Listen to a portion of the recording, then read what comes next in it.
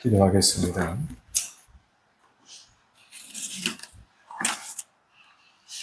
살아계시는 우리 아버지,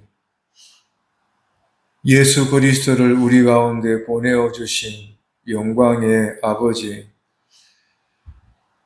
여호와 하나님이 우리 아버지가 되도록 허락해 주신 사랑 앞에 감사를 드리고 우리가 예배하는 이 자리에 이르게 하여 하나님 앞에 영광을 드리고자 하는 우리 마음의 표현을 가질 수 있도록 기회를 주신 것을 감사합니다. 하나님 우리 아버지, 이 시간에 이 자리를 보시옵고 우리를 찾아 예배하는 자를 기뻐하시는 하나님이 우리 안에서 기쁨이 있기를 소원합니다. 그리고 우리가 하는 모든 고백 가운데 또 영광의 노래 가운데 함께하사 하나님께서 높임을 받으시기를 소원합니다.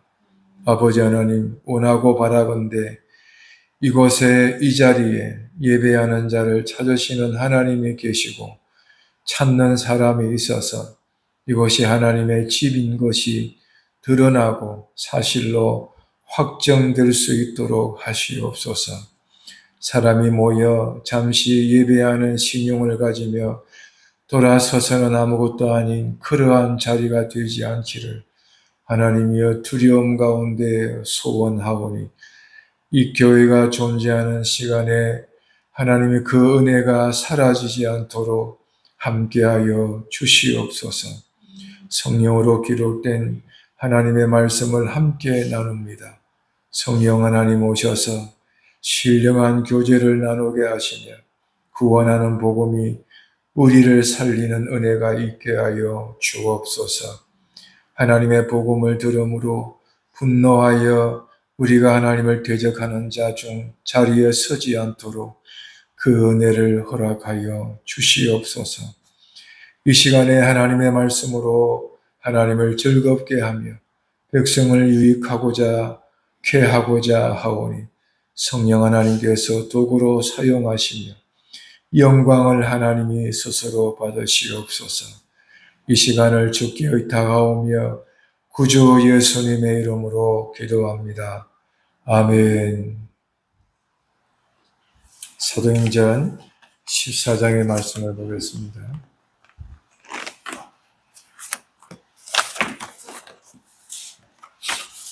14장 8절 말씀에서 18절까지입니다. 루스드라에 발을 쓰지 못하는 한 사람이 있어 앉았는데 나면서 안전병이 되어 걸어본 적이 없는 자라.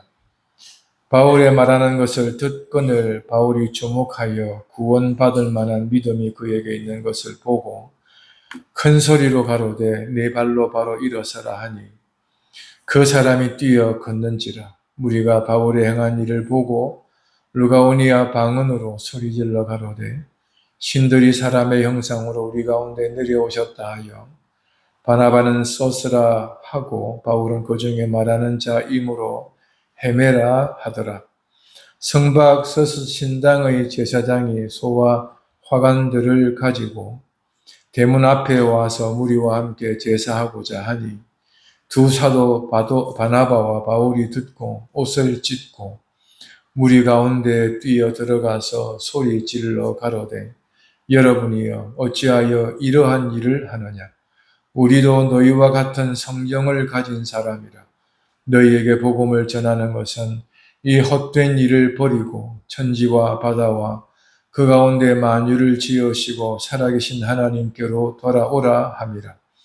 하나님이 지나간 세대에는 모든 족속으로 자기의 길들을 다니게 묵인하였으나 그러나 자기를 증거하지 아니하신 것이 아니니 곧 너희에게 하늘로서 비를 내리시며 결실기를 주시는 선한 일을 하사 음식과 기쁨으로 너희 마음에 만족해 하셨느니라 하고 이렇게 말하여 겨우 무리를 말려 자기들에게 제사를 못하게 하니라. 아멘. 복음은 죄인을 구원하는 기쁜 소식이지요. 근데 이 복음이 모든 사람에게 기쁜 소식은 아닙니다. 어떤 사람에게는 분노를 일으키기도 하고 어떤 사람에게는 의심을 사기도 하죠. 그러나 이 복음이 순하게 작용되는 그곳에는 구원을 얻는 그러한 역사가 일어나기도 합니다. 복음을 통해서 하나님께로 가까이 가게 되고 복음을 통해서 지혜를 얻고 그 지혜를 자기의 것으로 삼고자 합니다. 복음은 복음을 가진 사람들을 더욱더 복음 앞에 이르게 하죠. 그래서 복음은 굉장히 아름다운 것이요. 복음을 전하는 사람들의 발걸음도 아름다운 법입니다.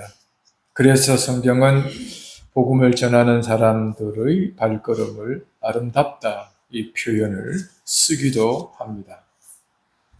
우리는 믿음을 가진 사람으로 예배당을 출입하고 예배 중심으로 믿음을 지키려 합니다. 믿음이 거짓되지 않으므로 힘써 자신의 믿음을 지켜가려고 하죠. 근데 오늘 이 복음을 보면, 이 말씀을 보면, 또 말씀을 들으면서 혹은 듣고 난 다음에는 그것이 전부가 아니었구나 하는 사실을 또 알게 되면서 나는 과연 복음의 사람인지, 복음을 가진 사람인지 이 사실을 확인할 수 있게 될 것입니다. 14장 8절을 봅니다. 루스드라에 발을 쓰지 못하는 사람이 있었다 하지요.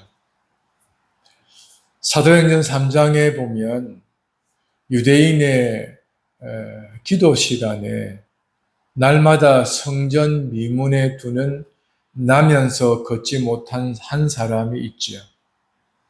그 사람은 거기에서 미문에 앉아 국을 하고 있던 사람이었고 14장 8절에는 발을 쓰지 못하는 사람이 있었고 이 사람이 나면서 걷지 못한 사람인데 9절에 바울의 말을 듣고 있었다라고 소개합니다.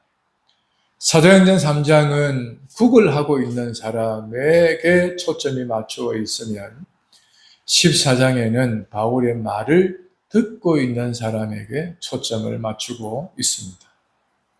그 다음 두 번째, 사도행전 3장에는 유대인의 그 전통에 따라 기도하는 시간에 성전으로 올라가고 있습니다. 유대인 중에 한 사람이죠. 그러나 여기에 나오는 사람은 이방인 중에 한 사람입니다. 이런 가운데 사도행전 3장에는 베드로와 요한이 성전으로 올라가면서 본 거고 14장 8절에서는 바나바와 바울이 선교하면서 만난 걷지 못한 사람입니다. 지난 주일날 함께 나누었습니다만 유대인 역사 세계 속에 일으킨 사건과 이방인 역사 속에서 일으킨 사건이 같음은 동일하신 하나님이 일으킨 사건이기 때문이라는 것을 우리가 듣게 되죠.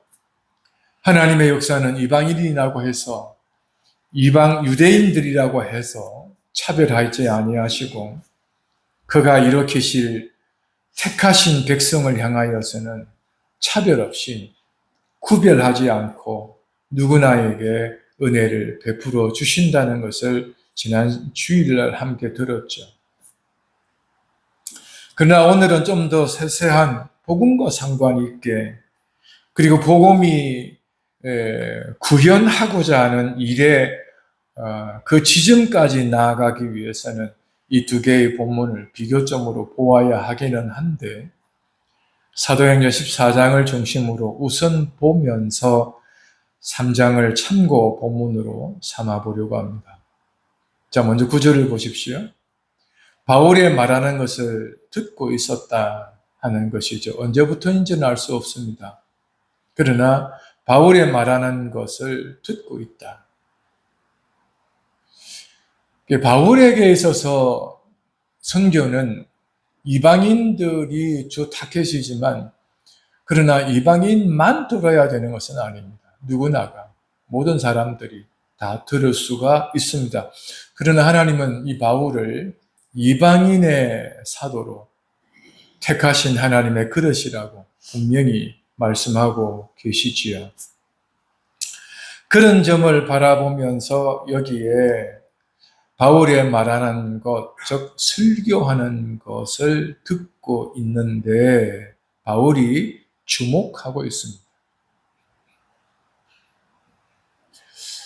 바울의 설교를 듣고 있는 사람, 많은 사람이 듣고 있을 텐데 바울의 눈에 들어오는 한 사람을 주목하고 있음을 보게 됩니다. 바울은 그를 바라보면서 구원받을 만한 믿음이 그에게 있는 것을 보았습니다. 사도행전 3장에 보면 구걸하고 있는 사람이 베드로와 요한을 보면서 구걸하고자 하였는데 이 구걸하는 사람이 사도들을 바라보았을 때 물론 사도들도 그를 주목하여 보았고 그리고 3장에서는 내가 너에게 줄 것이 은과 금 등이 나는 너에게 이것을 줄 수 있는 상황이 못 되니 내게 있는 것으로 내게 주겠다. 나사렛 예수의 이름으로 걸어라 하고 그를 걷게 하는 육체의 구원을 허락해 주셨습니다. 근데 사도행전 14장 이 9절 말씀해 보면 설교하는 바울의 설교를 듣고 있는 그 사람에게서 구원받을 만한 믿음을 보셨다는 것입니다. 물론 두 사건 안에 성령 하나님께서 함께 하고 있는 것도 사실이고 그러나 성령 하나님이 함께하는 사도들이지만 그 사람과 별개로 초월적으로 그 사람에게서 역사하지만은 않았습니다. 이 사건을 자세히 살펴보면 충분히 알 수 있는데 베드로 사도를 중심으로 구걸하는 사람의 그 상황을 보면서 구걸하고 있다는 사실도 알았고 설교하고 있는 이 장소에서 구원받을 만한 믿음이 그에게 있다는 것도 알고 있는 설교자의 눈앞에 오늘 우리 시대에 설교하거나 성경을 가르치는 공부식이나 아니면 번개 미팅을 하거나 어떤 차 모임을 하거나 대화를 할 때 그들을 바라보면서 구걸하려는 것과 구원 얻고자 하는 것을 사람은 알 수가 있습니다. 말씀 앞에 보이는 태도를 통해서 알 수 있고 또한 첫 만남을 통하여서 아니면 관계하는 것들을 통하여서 알 수가 있습니다. 여러분 이것은 1년을 지나고 10년을 지나고 20년, 30년을 지나도 한 지붕, 한 가정에서 살아도 명목상의 부부지만 실제적으로 부부의 유기적 관계를 가지지 않고 살아가는 사람들이 있는 것처럼 그 광경을 보고 있는 사람이 모를 것 같지만 다 알게 되지요. 일상에 있어서 삶을 살아가는 현장이든 공부가 되는 장소이든 훈련을 하는 장소이든 영적인 모임이 있는 장소이든 그 모임의 장 혹은 교사들은 그곳에서의 직무를 감당할 때 그들이 진정한 모임의 일원인지 아니면 객으로 앉아 있는지 아니면 훈련을 받는데 사람이 온전한 선수가 될 건지, 아니면 그저 취미로 해도 되는 사람인지를 알 수 있습니다. 근데 바울은 그의 설교 가운데 그 한 사람, 구원받을 만한 믿음이 그에게서 보이고 있음을 바울은 알 수 있었다 하는 것입니다. 여러분, 주중에 우리가 삶을 열심히 살고 예배의 자리에 오겠죠. 예배의 자리에 오는 예배당 문을 열고 들어오며 앉는 것, 그리고 이후에 하는 것, 예배 자리에 예배하는 것, 찬송하는 것, 찬송할 때 소리며 찬송을 찾고 부르고 하는 것, 그 예배가 마실 때쯤에 짐을 싸는 행위들을 바라보면서 이 인도자는 느낌이 있고 알미 있고 어느 정도의 예배자인지 다 가늠이 됩니다. 설교를 듣는 자리, 설교를 들을 때 어디에 앉는 거 다 알게 됩니다. 이런 사람은 이 한 주간 하나님을 피하고 싶은 사람들은 예배자의 자리에, 예배자는 자리에 오면 사람 뒤에 앉고 싶지, 설교자가 보이는 자리에 앉고 싶지 않습니다. 하나님을 피하고 싶은 사람들은 예배의 자리에 나와서 앉는 위치를 보면 알 수 있어요. 여러분들이 하나님을 사랑할 때, 하나님을 섬기고 싶을 때, 하나님께 받은 은혜가 크고 많을 때, 여러분들은 예배당을 향하는 시간이 언제였습니까? 예배당 문이 열리기도 전에 오지 않습니까? 와서 예배당 문을 열고 살피고 그러지 않습니까? 여러분, 사람은요, 이 예배당뿐만 아니라 병원도 마찬가지예요. 농촌에 있다 보면 병원 문은 9시에 열잖아요. 근데 8시에 와가지고 줄 서는 할머니들이 수두룩합니다. 이게 장날이 되면 차 못 탄다는 것 때문에 7시 반에 오셔가지고 줄 서 앉아있는 할머니들이 계셔요. 그 웬만한 재치가 있는 의사들은 이 간호사들한테 8시에 문 좀 열어드려라, 그러는 의사들도 있어요. 삶의 모든 곳에 브랜드가 1년에 한 번 아니면 몇 년에 한 번 출시하는 한정품, 그거 사려고 이틀 동안 줄 서 있거나 하거나, 그런 사람들이 우리네 인생사 안에서 자주 보지 않습니까? 우리가 하나님 앞에 가지는 태도, 하나님에 대한 마음, 하나님께 받은 은혜, 사랑이 있으면 보이는 태도가 달라집니다. 근데 그걸 사람이 모를까요? 다 알지요. 바울은 그것을 알고 있었다 하는 것이, 베드로도 그를 향하여 알고 있다는 것을 우리는 주목할 수 있어야 하죠. 9절에 바울이 말하는 것을 들었다. 바울은 믿음을 이야기할 때 믿음은 들음에서 나고 들음은 그리스도의 말씀에서 난다고 그랬죠. 이런 과정 안에 믿음이 발휘되어지게 됩니다. 물론 이 믿음은 하나님의 은혜로 가능한 일이겠습니다만, 바울은 그를 주목합니다. 구원받을 만한 믿음이 그에게 있는 것을 보았다고 그랬습니다. 자, 그 다음 보십시오. 10절에 큰 소리로 가로되 네 발로 바로 일어서라. 사도행전의 3장에서의 차이점은 이 부분이 다른 점이 있어요. 베드로가 걷지 못한 사람을 잡아서 일으켜서 그를 세워 주었습니다만, 본문에서는 바울이 네 발로 일어서라고 명령하고 있습니다. 사도행전 3장을 보면서 사람들은 이렇게 적용합니다. 구원받게 하기 위해서는 교회가 잡아 일으켜 줘야 된다.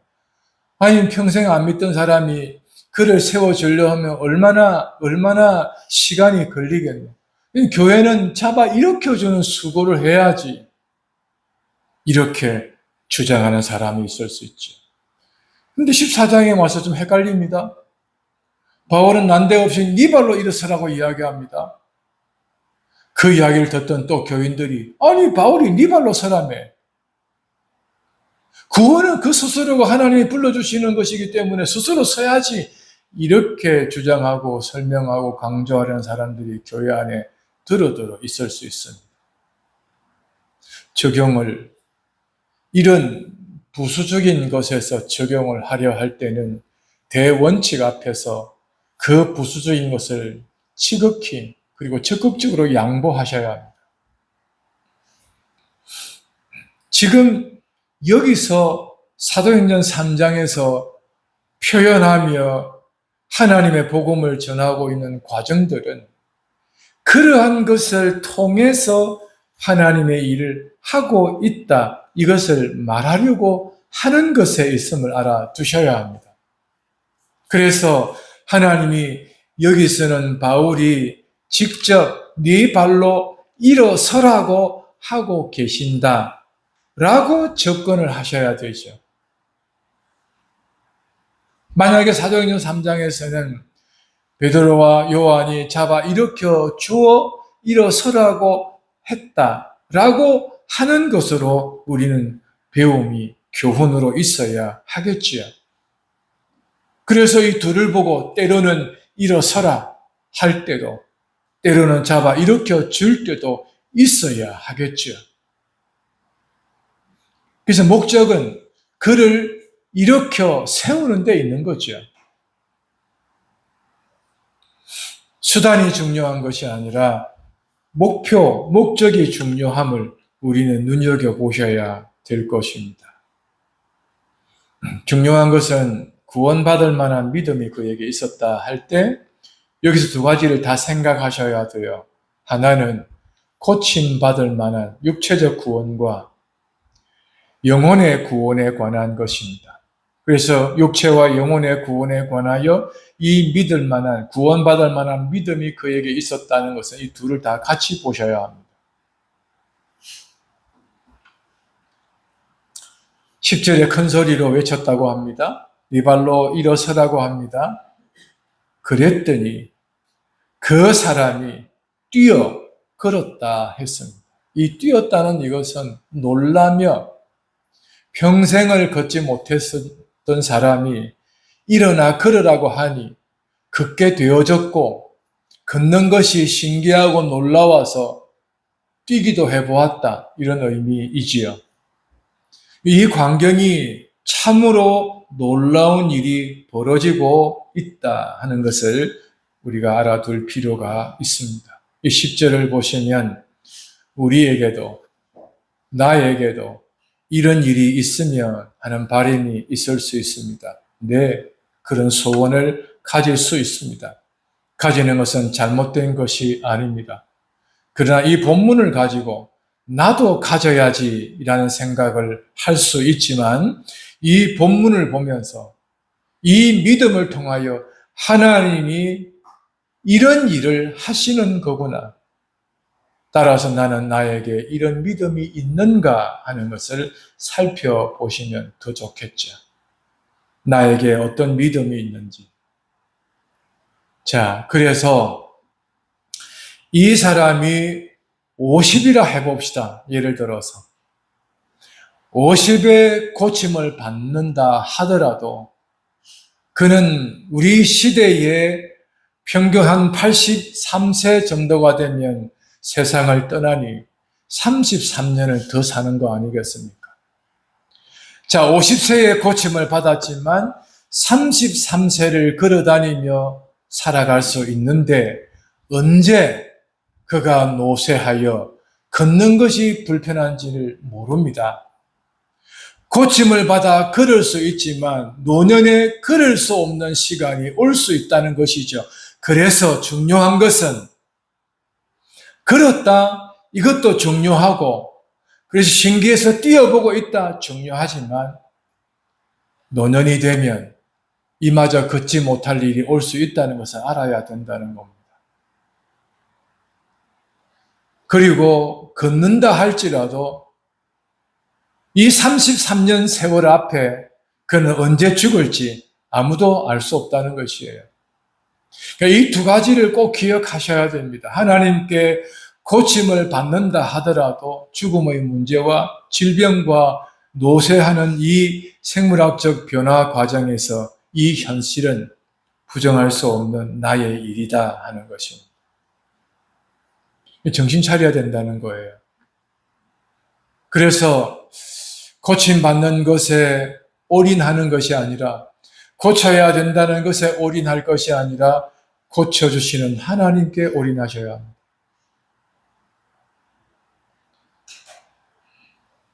극단적으로 고침을 받지 아니하여 33년을 단축해서 먼저 간들 33년 후에 갈 것을 당겨가는 것이지요. 그 다음에 믿음의 영역을 한번 해석해 봅시다. 대한민국이 좋겠습니까? 천국이 좋겠습니까? 병원이 없는 것이 좋겠습니까? 늙음이 없는 것이 좋겠습니까? 미움과 시기와 다툼과 전쟁이 없는 곳이 좋겠습니까?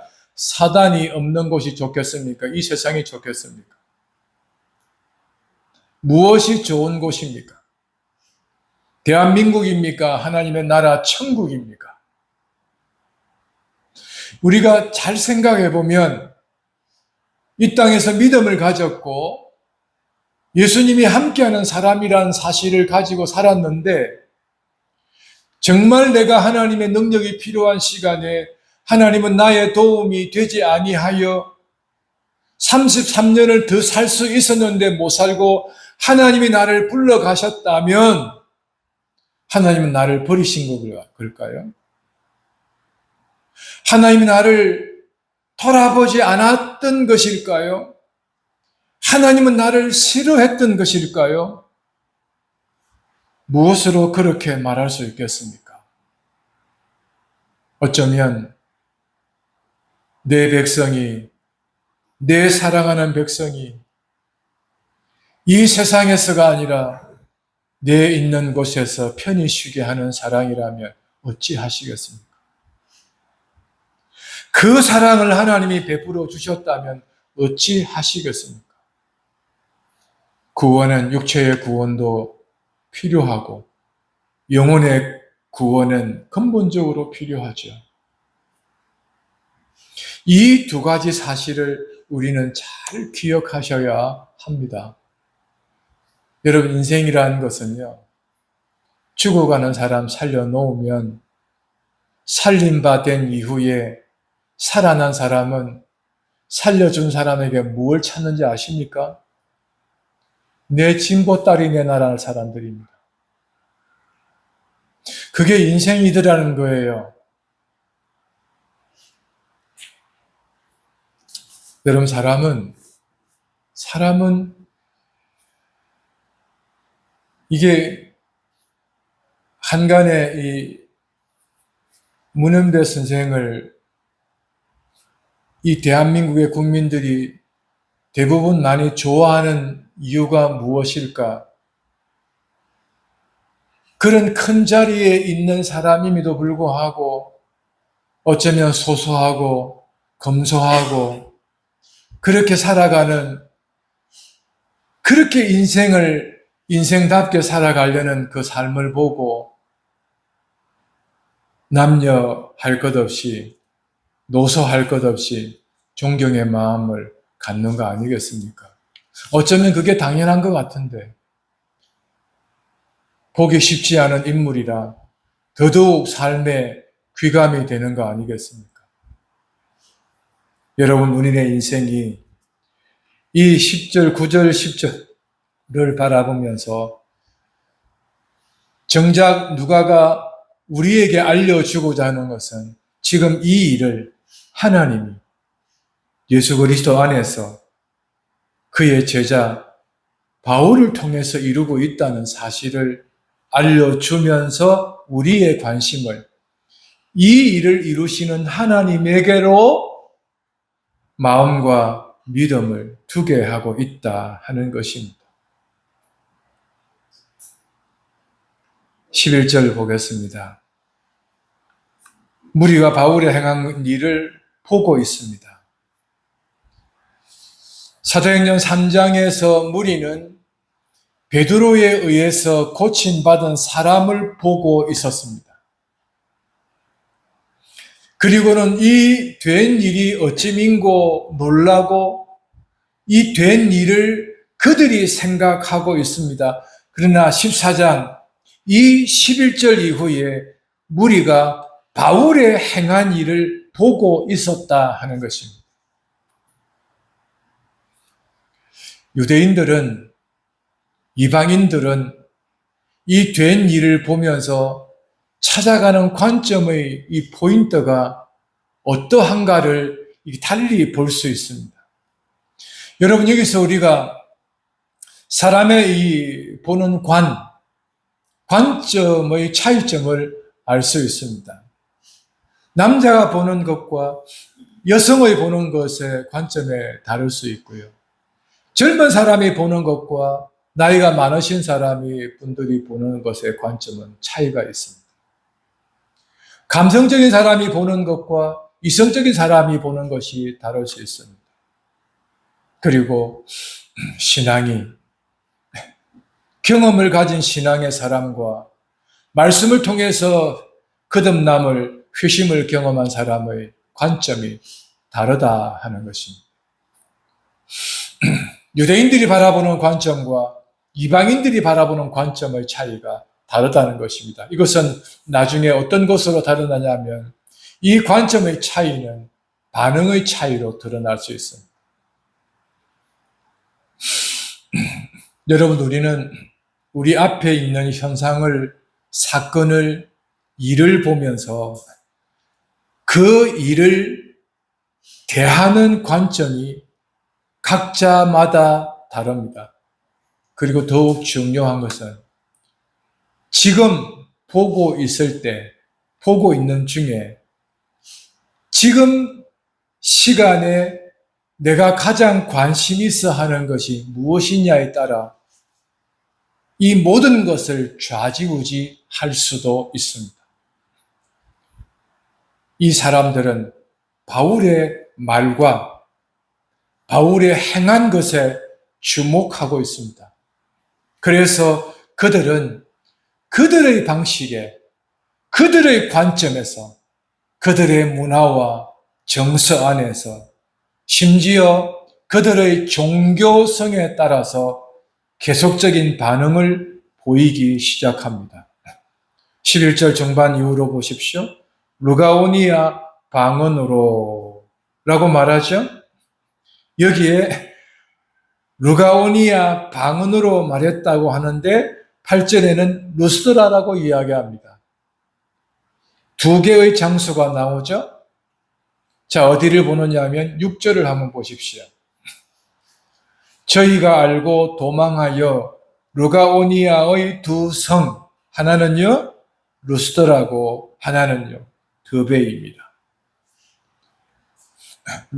이 루가오니아 지역 안에 대표적인 큰 성이 있는데 루스드라와 드베이고 그 중 하나 루스드라에서 일어난 일이니까 이 루가오니아의 이 지방에는 그들만의 언어를, 방언을 가지고 있었다 하는 것을 알 수 있죠. 그러면 이 루가오니아는 공식적 언어가 있고 그들의 방언이 있었다. 즉 두 개의 국어를 사용하고 있는 지역, 즉 로마에도 유용한 지역이었고 작은 도시라 하여서 그냥 잊혀질 도시가 아닌 루스드라는 요긴한 로마가 도로를 놓고 그 다음에 지역으로 나아가도록 유용한 그 도로를 바울이 활용하고 있는데 그 도로에서 활용 가치가 높은 루스드라에 이르렀다 하는 것이죠. 그래서 이곳에는 두 개의 방언이 있는데 루스트라, 루가오니아 방언으로 지금 바울의 행한 일을 두고 하고 있는 말들이 있습니다. 무슨 말일까요? 바나바를 향하여 12절에 뭐라고 이야기합니까? 스스라고 말합니다. 제우스라는 이름에 우리가 로마 신화에 보면 제우스 신의 이름이 익숙해 있는 사람도 있을 겁니다. 제우스란 이 단어입니다.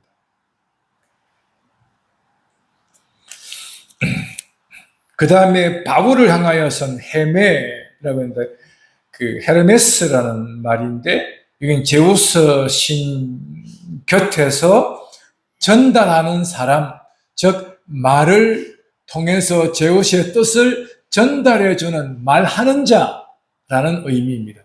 자, 그러면 바나바와 바울을 두고 바나바는 제우스, 스스라 하고 바울은 헤르메스, 메데스라고 하는 이유가 뭘까? 지금 말하는 자는 바울이었고 바나바는 바울보다는 나이가 많은 그리고 좀 점잖고 어른스러운 사람으로서 그는 바울의 좀 어른에 해당되는 사람으로 여겼던 그런 관계에서 바나바를 스스라 불렀다, 제우스라 불렀다 이렇게 이해하면 좀 더 편안하게 이해가 가능할 겁니다. 그래서 바울을 바나바를 제우스라, 바울은 헤메라 불렀는데 문제는 이 사람들, 루스트라 사람들은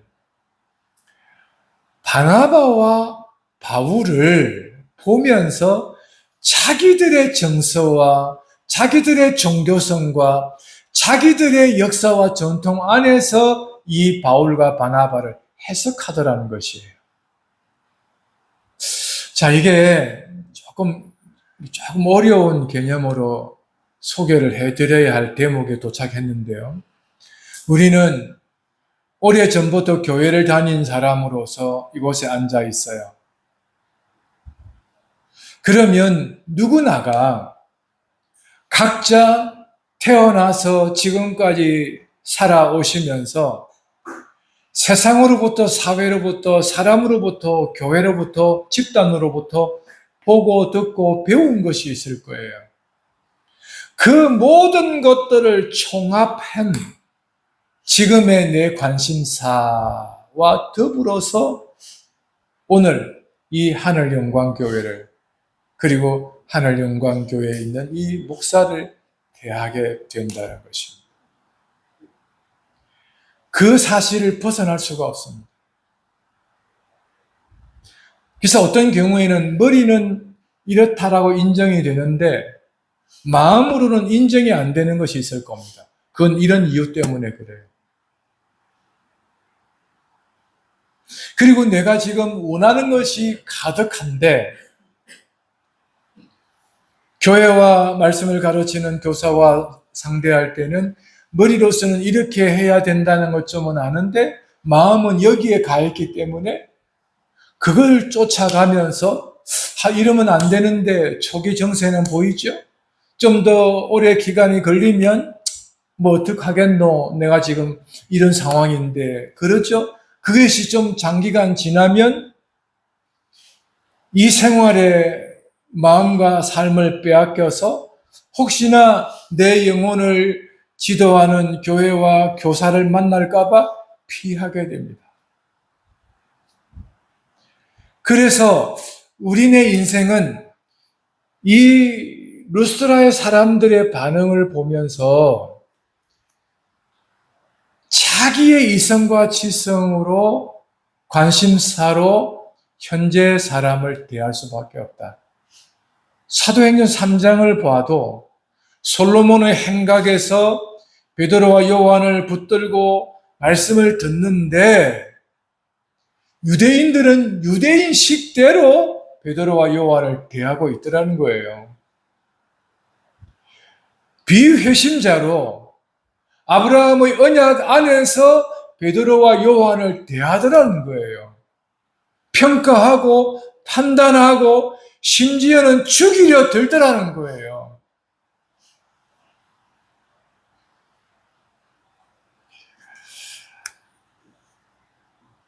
여러분, 이게 하나님의 백성으로 교회 안에 살아가는데 이 지상에는 수많은 교회들이 있어요. 수많은 말씀을 가르치는 교사들이 있고요. 예수님께서 확정적으로 말씀하신 것이 있습니다.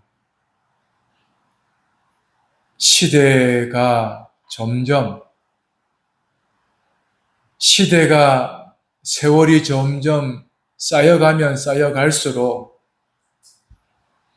자기 마음에, 자기 귀에, 자기 마음을 편케 하는 사람을 쫓아간다는 거예요. 시대의 말세의 현상이 어쩔 수 없어요. 슈퍼마켓도, 미장원, 이영원도, 심지어 목욕탕도, 어떤 가게들도 내 마음에 기쁨을 주는 데 가지, 내 마음에 기쁨을 주지 않은데 굳이 안 가거든요. 우리 시대에, 우리의 삶을 살아가면 더더욱 그러할 겁니다. 그래서 하나님 앞에서 산다는 것이 한편으로서는 두려워요. 한편으로는 굉장히 외로워요.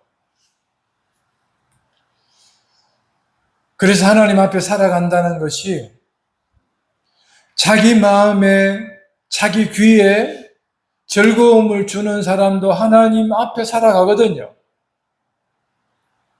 그래서 하나님 앞에 살아간다는 것을 사람 앞에 점잖게 이야기하거든요. 그런 사람의 입에서 평가를 받는 하나님의 공동체는 몹쓸 곳이 됩니다.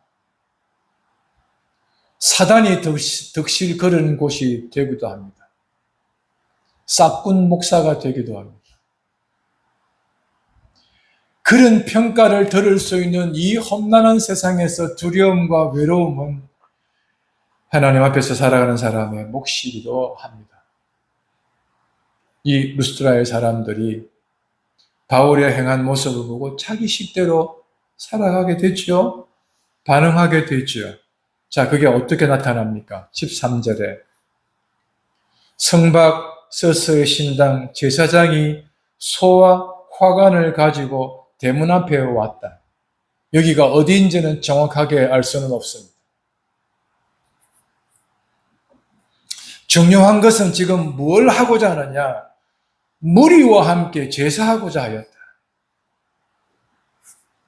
왜일까? 11절을 확인하고 돌아와 보겠습니다. 루가오니아의 방언으로 뭐라고 했습니까? 신들이 사람의 형상으로 우리 가운데 내려왔다. 수많은 신들 중에 두 신이 제우스와 즉 서스와 헤메가 우리 가운데 왔다. 그 말입니다.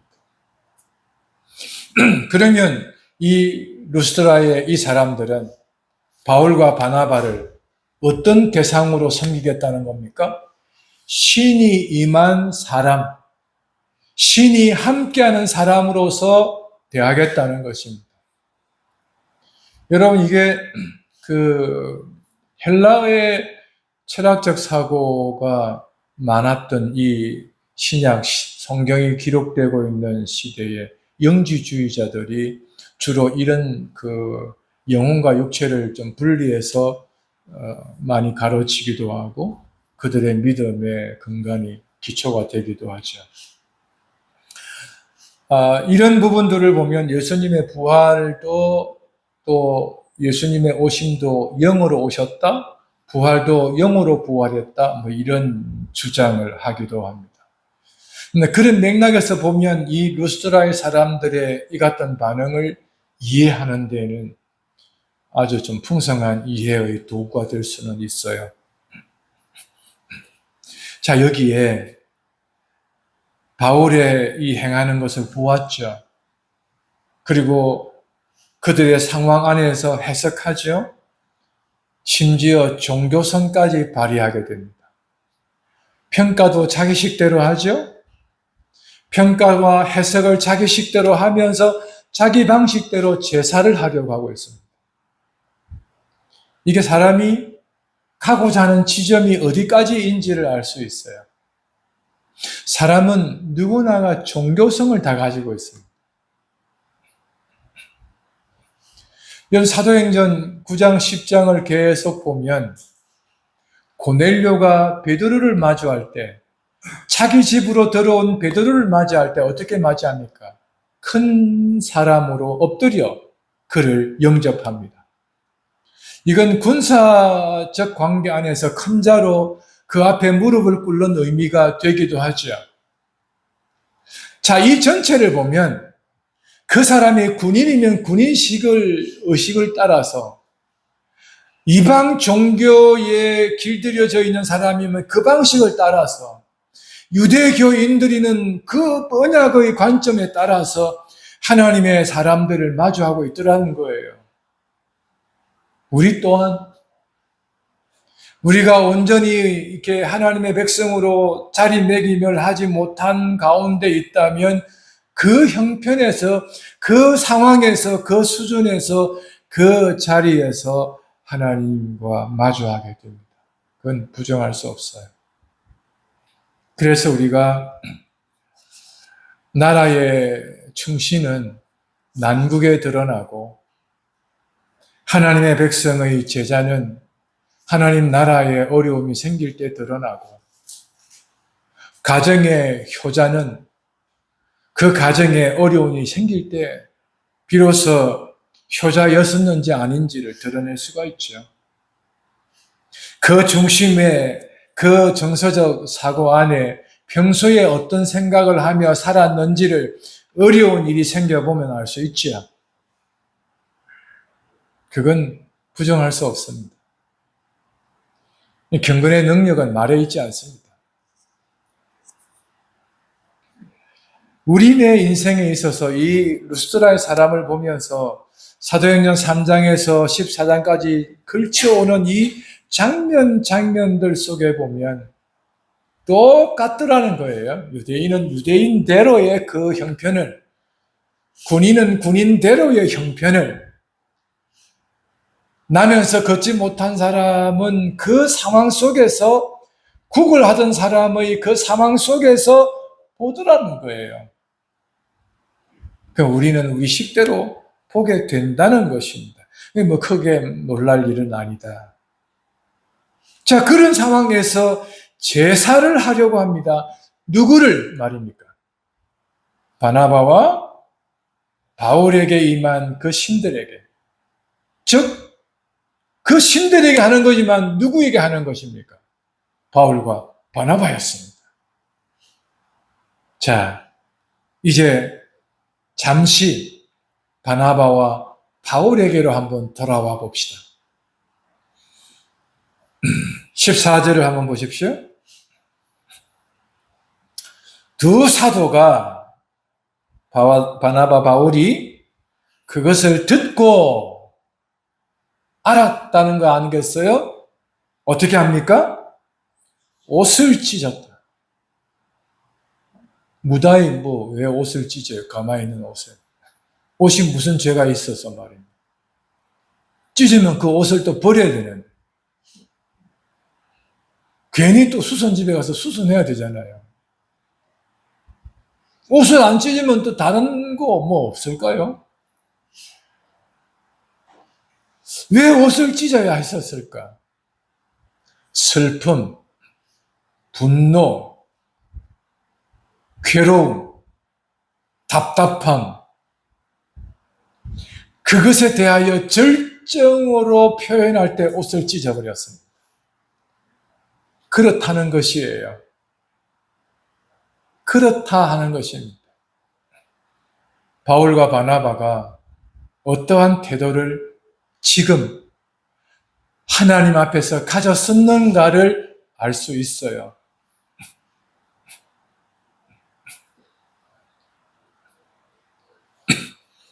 어린 청년 다윗이 아버지의 심부름으로 전쟁터에 가 있는 다른 아들들의 소식이 궁금해서 아버지는 다윗을 불러다가 너 이 음식들을 싸가지고 가서 내 형들이 어떠한가를 살펴보고 올래?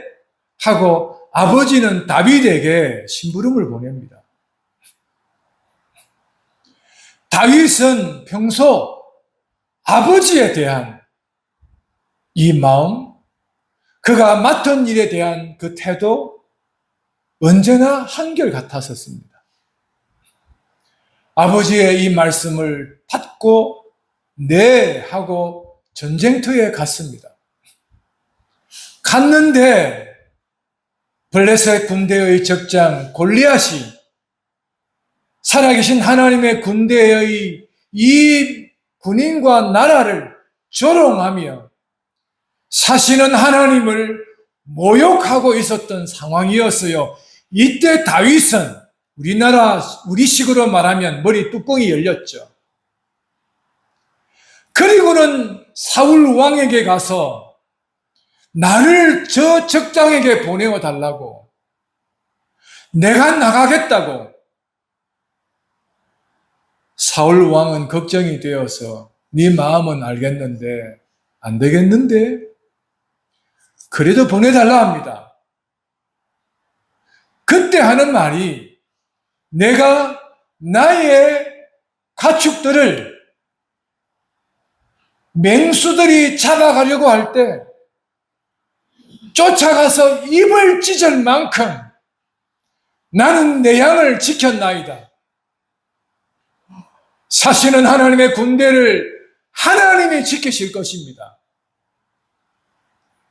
다윗은 이 하나님의 영광에 대하여 참을 수가 없었던 사람으로 왕에게 그냥 칼도 필요 없고 창도 필요 없으며 갑옷도 필요 없으며 그냥 나를 보내어 달라고만 합니다.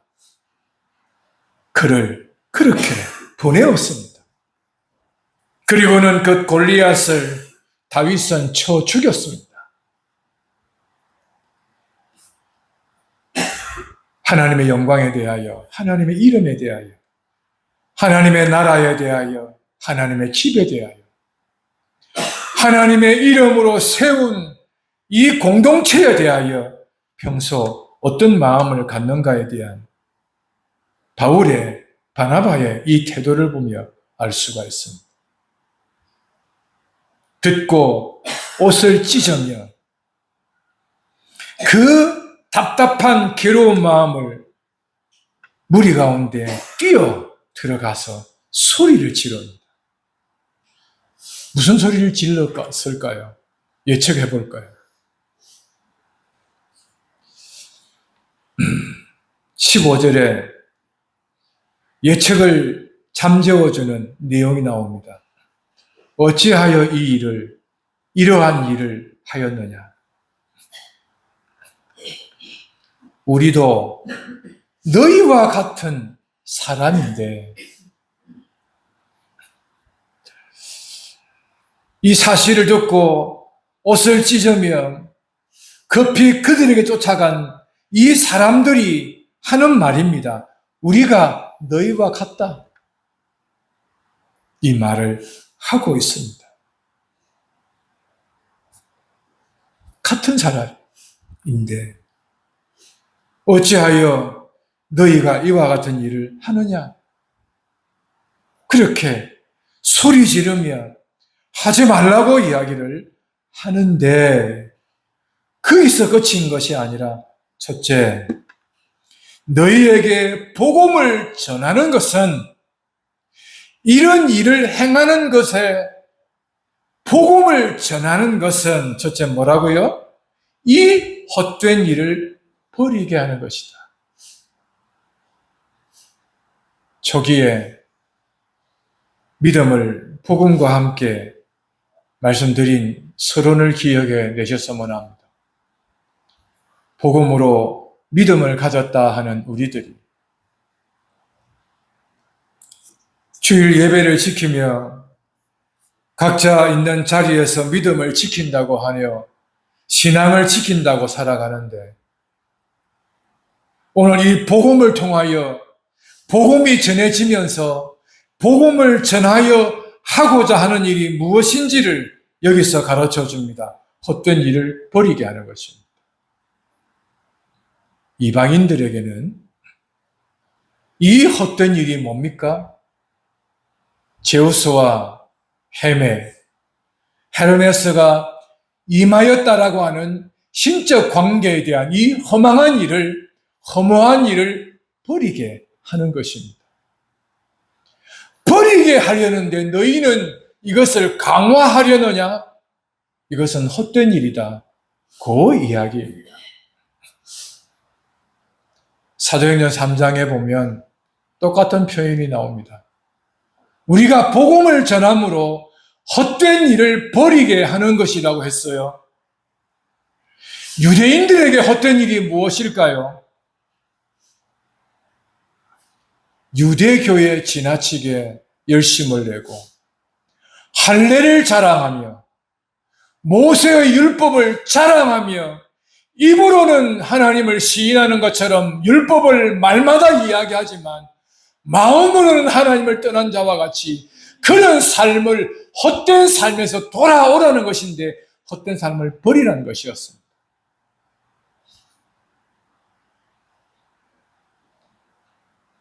군인들에게는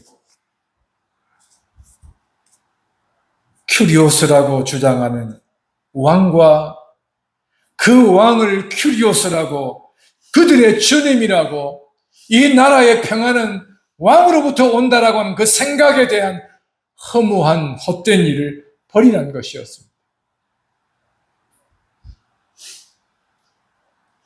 여러분, 우리가 신앙을 가지고 살았던 삶에 대한, 신앙을 중심으로 살고 있는 문화, 정서 등등 이런 삶을 바라보면서 이 설교자가 헛된 일이라고 한다면 앉아서 편히 들으실 분이 얼마나 될까? 그간의 정서, 세계관, 물질관, 인간관,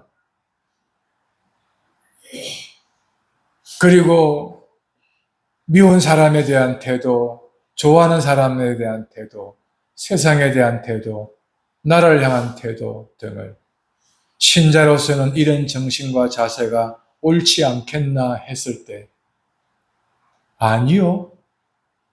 그건 목사님의 생각이지요. 참 많이도 들었던 표현이죠.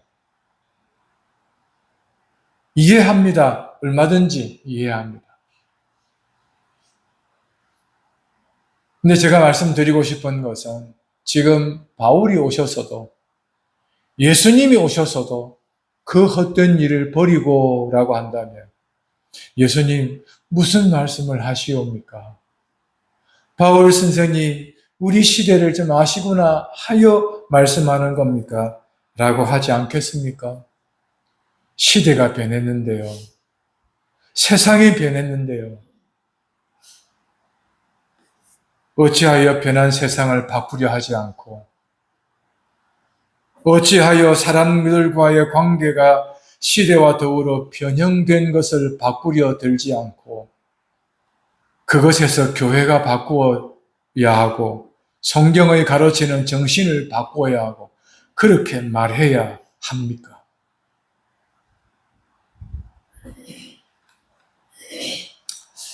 여기에 주목해야 하는 것은 헛된 일을 버리라는 것입니다. 구약 성경에 보면 같은 맥락에서 우상을 버리고 우상을 섬기던 것들을 다 버리고 그들의 옷을 버리고 심지어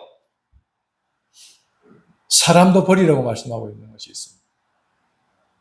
가나안 땅에 들어가서 진멸하라고 이야기합니다. 물건 버리라고 이야기합니다. 헛된 일을, 헛된 것을, 헛된 수고를 버리라고 말하고 있습니다. 여러분, 솔로몬의 그 시에서, 노래에서 세상 헛되고 헛되니 모든 것이 헛되다고 이야기하시죠. 인생을 다 살고 죽음을 맞이하게 될 그날에 내가 이것이 최선을 다하는 것이라고 여기며 살았던 삶들을 두고 헛된 일에 최선을 다했구나 할 일이 한두 가지이겠습니까?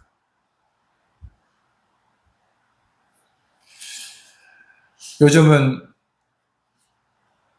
심년이 너무 약해져서 사람들이 신뢰보다는 신뢰의 깊이가, 넓이가 크다고 생각을 해서 그래서 그 사람에게 꼭 필요한 이야기를 해 놓으면 그 사람의 심년의 저수지가 너무 얕아서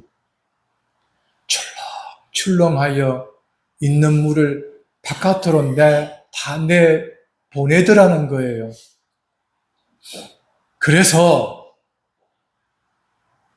말은 입에까지 참는데 말해주면 그걸 듣고 못 견뎌서 그나마 안에 있는 조그만 그것 때문에 믿음을 연명해 오던 그 믿음마저 버릴 것 같아서 말을 못하고 사는 것이 대부분입니다.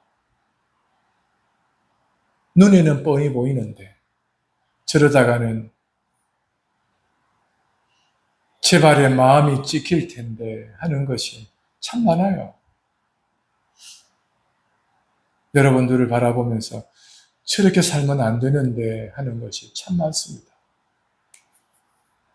근데 지금 그 삶이 전부라고 여기기 때문에 그래서 기도만 할 따름이라 할 것이 참 많아요. 우리네 인생에 있어서 항상 이 부분을 기억하셔야 합니다. 헛된 일을 버리게 하는 것이 복음이다. 복음을 받고 버릴 것을 안 버리고 복음의 사람이라 하는 것은 온전한 복음의 사람이라 말하기 어렵다 하는 것도 기억하셔야 됩니다.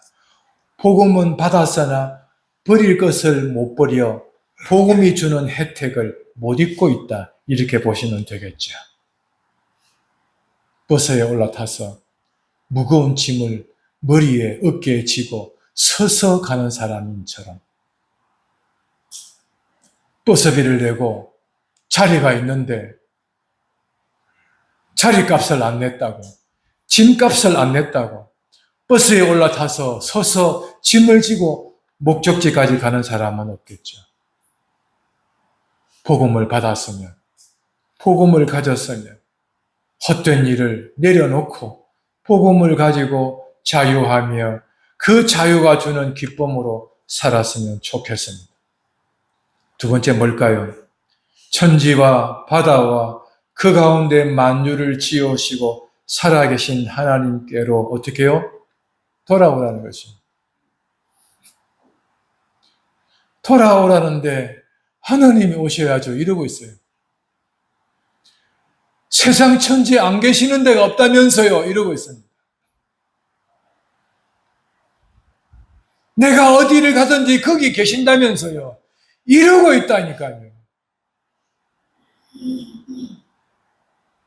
여러분, 하나님께로 돌아온다는 것에 있어서 관계와 장소가 다 있다는 것을 기억하셔야 합니다. 장소는 관계부터 말씀을 먼저 드릴까요? 관계는 언약 앞으로 돌아오라는 것입니다. 말하는 이 말 안으로 들어오라는 것입니다. 이 말을 붙들라는 것입니다. 그게 하나님께로 돌아오는 것입니다. 그럼 신약시대에 하나님께로 돌아오는 것은 뭘까? 요한복음에 보면 누구든지 내 아들 예수로 말미암지 않고는 아무도 내게로 올 자 없느니라 말씀하셨거든요. 요한복음 1장은 예수님은 말씀이다. 히브리서 1장은 내 아들이 증거할 것이다. 그러므로 내 아들로 말미암지 않고서는 내 있는 곳으로 올 자가 아무도 없다. 유대인일지라도 없다고 그랬어요. 그래서 말씀이신 예수님에게로 예수님을 말씀하고 있는 그 말을 통하여서 예수님께로 가라는 것입니다.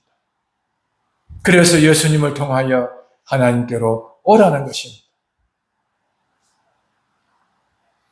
그리고 장소입니다. 여러분, 안식일은 하나님의 날입니다. 하나님께 속한 날입니다. 세상에 있는 날이기도 하지만 하나님께 속한 날, 어떤 날일까요? 거룩한 날입니다.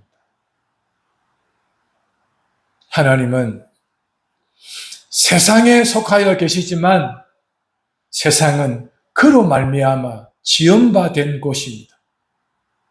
세상은 하나님께로 말미암아 있는 것이요 하나님은 누구에게도 있게 된, 그래서 있어진 분이 아닙니다. 하나님은 거룩하신 분이죠.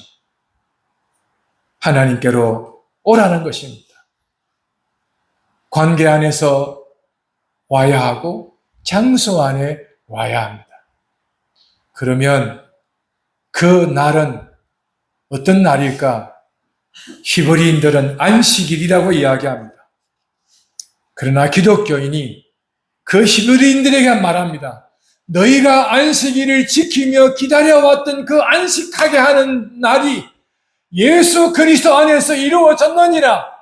그러므로 나를 지키지 말고 예수 그리스도 안에서 이루어진 사건을 기억하며 부활하신 이 날에 그리스도 안에서 지키렴. 그래서 주일은 그리스도 안에서 지키는 날과 같습니다.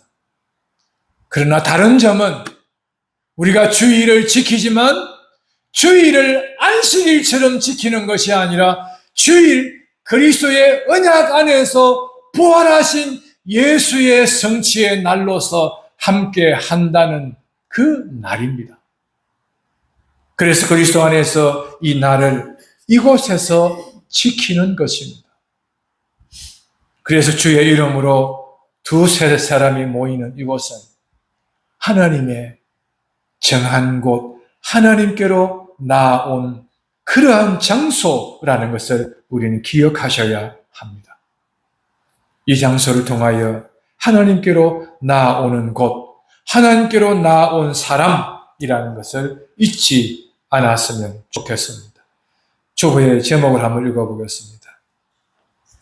복음은 헛된 것을 버리고 하나님께 돌아오게 하는 것입니다. 기도하겠습니다. 하나님 우리 아버지, 이 복음을 통하여 헛된 일을 버리고 하나님께로 돌아오게 한 이 사랑의 날인 것을, 자리인 것을 기억합니다. 하나님, 우리가 복음을 가졌다 할 때 헛된 일을 버리고 하나님께로 돌아오게 한 것이라 하는 것을 잊지 않고 날마다 헛된 일을 사모하려는 허망한 것에서 하나님께로, 또한 하나님께로 돌아와 늘 하나님과 깊은 사귐을, 또 하나님의 이름으로 모이는 이 장소를 사모하며 또 설레어하며 하나님을 영화롭게 하는 저희가 되게 하옵소서. 우리의 지성과 이성이 이 사실 앞에 살아가는 신자의 삶 되기를 간절히 바라옵고 구주 예수님 이름으로 기도합니다. 아멘.